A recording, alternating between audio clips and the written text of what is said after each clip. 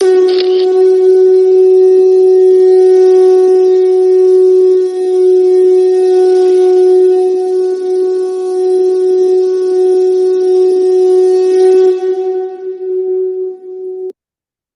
श्री गणगणपति नमः। श्री गणेश की वंदना कर दिन के स्वामी शनिदेव, श्री राम भक्त हनुमान ता उनके स्वामी, श्री राम की आराधना कर इष्ट देव का ध्यान रख, गुरुजनों को नमन कर अभिनंदन करते हैं आपका वरुण इसको द्वारा प्रस्तुत आज के लघु पंचांग में।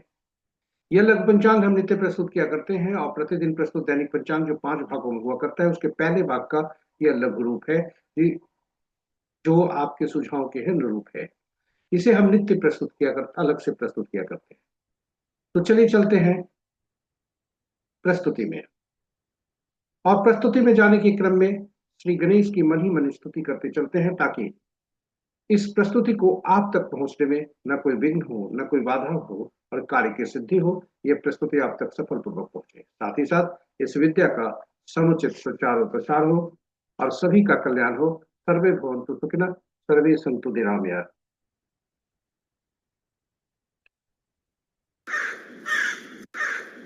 ओम शनिश्चराय नमः।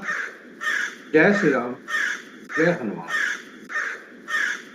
पंचांग आम बोलचाल की भाषा में सुबह और अशुभ मुहूर्त जानने का एक माध्यम है, किंतु पंचांग के जो 5 अंग हैं वे सभी हमें कुछ न कुछ प्रदान करने वाले होते हैं। यहाँ पंचांग की तिथि हमें लक्ष्मी प्रदान करने वाला, वार आयु में वृद्धि करने वाला, नक्षत्र पापों को नाश करने वाला, योग रोगों को दूर करने में सहायक और कर्म कार्य में कार्य सिद्धि दिलाता है, कार्य में सफलता और कार्य सिद्धि दिलाता है।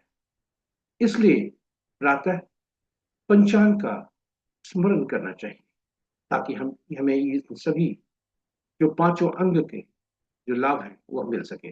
और वह श्लोक है जो प्रातः स्मरण करने वाला श्लोक, वह तिथि च श्री करम प्रोक्तम वारम आयुष्वर्धनम नक्षत्रम हरते पापम योगम रोग निवारणम करणम कार्य सिद्धिं च पंचांग फल मुक्तम।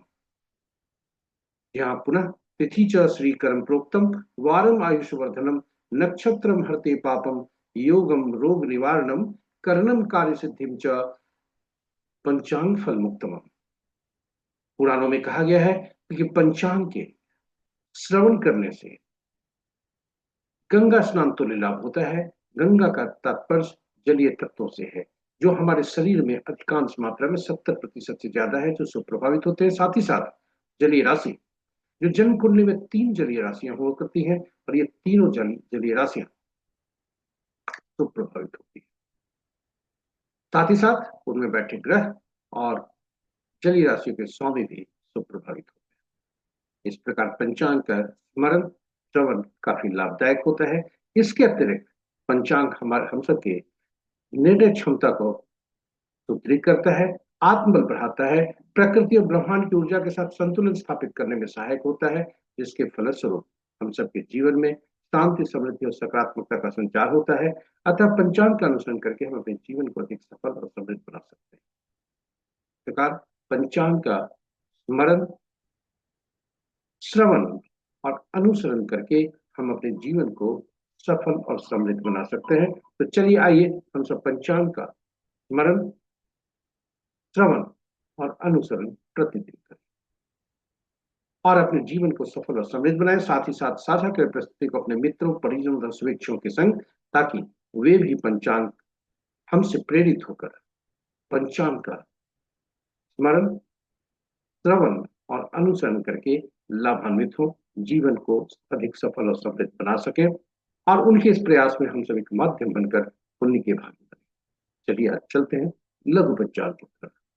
आज का दिनांक 14 मार्च 2026, माह चैत, पक्ष कृष्ण, शाका संवत 1947 विश्ववसु, विक्रम संवत 2083 सिद्धार्थी और कलयुग का 5126। आज का सूर्योदय 6 बजे प्रातः और सूर्यास्त 5:58 संध्या। Sunrise at 6 AM and sunset at 5:58 PM। आज का दिशाशुल पूर्व है। फिर भी इस दिशा में यात्रा करने को बाध्यता हुई तो अदरक या उड़द की दाल का सेवन करके यात्रा में सुखता रहे। पंचांग के 5 अंग इस प्रकार वार शनिवार, तिथि प्रातः 8:10 तक दसवीं, जो पूर्णा तिथि के अंतर्गत आता है।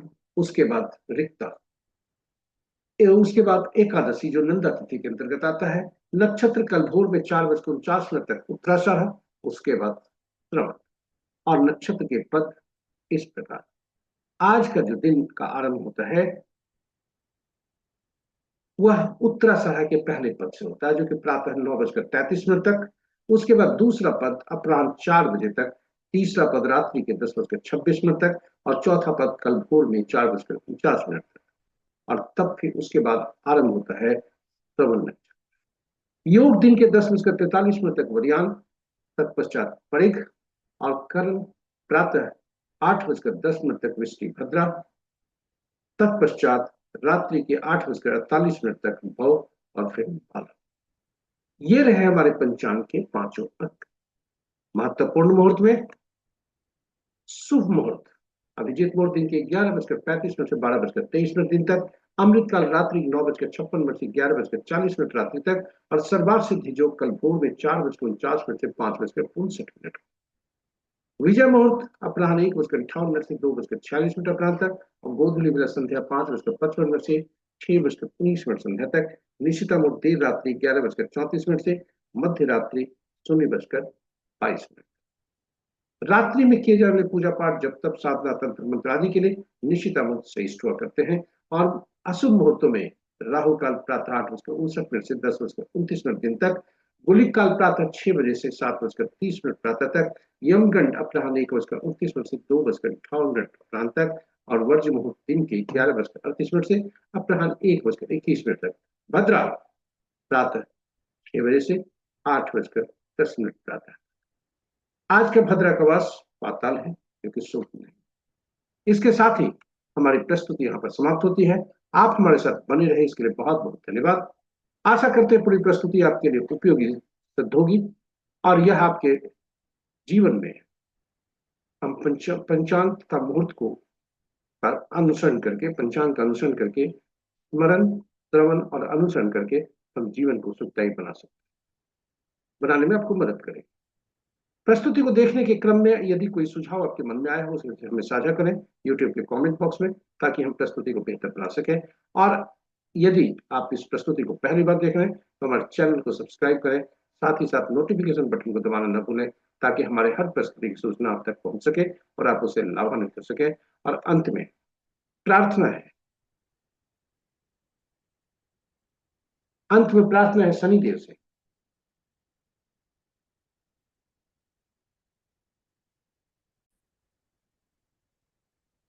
शनिदेव से, श्री राम से तथा उनके भक्त हनुमान से, कि उनकी असीम कृपा आप पर बनी रहे, और शनिदेव श्री राम तथा भाई हनुमान आप पर हमेशा आशीष बरसाते रहें। आपका आज का दिन शुभ हो। जय शनिदेव, जय श्री राम, जय हनुमान।